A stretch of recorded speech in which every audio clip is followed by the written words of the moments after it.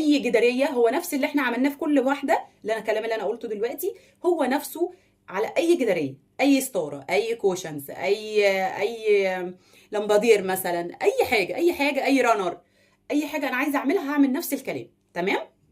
يعني مثلا عندنا الديزاين ده كله عقد اللي هي المعينات. تمام. انا بمسك برده من جوه لبره، من جوه لبره. همسك مثلا اول واحد ده، تمام، اللي لونه اصفر ده المعينات، هقيس طولها. يعني هنا بقى مش هقول لكم هنضرب في يعني مش هقول لكم الاطوال بالظبط هتبقى كام، ولكن انا هشرح بس كده عليها زي الجداريه اللي فاتت.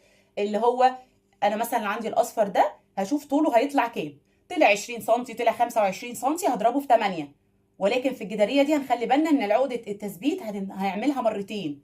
هنضربها برده في 2 لان متعلقه من هنا، وهعلق الخيوط تاني من هنا. فمثلا لو انا هنا هزود 15 سم، فهزودها مرتين، 15 و15 30 سم على الطول بتاع الشغل ده اللي مضروب فيه 8. وطبعا عشان ما فيش شراشيب لسه هنا، فمش هزود اي شراشيب خالص. تمام.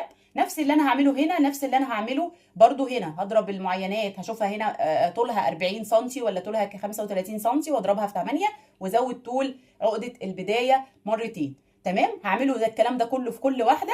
هي مجرد بس الاخيره اللي هي الشراشيب بتاعتها منفصله وصغيره، فتقريبا يعني هتبقى في حدود 15 سم الواحده. وهعمل بقى لحد لما املاها كلها كده بالشراشيب، وهتتسرح وهيرش السبراي وخلاص. بس هنا الاساس هنا عندي مفيش الشراشيب اللي هي الطويله زي مثلا في الجداريات التانية او في الجداريه اللي قبل دي. تمام. اتمنى الشرح بتاعي يكون عجبكم، واقدر اكون وصلت لكم قياس الاطوال بطريقه سهله وبسيطه، واكون حليت العقده اصلا بتاعتكم.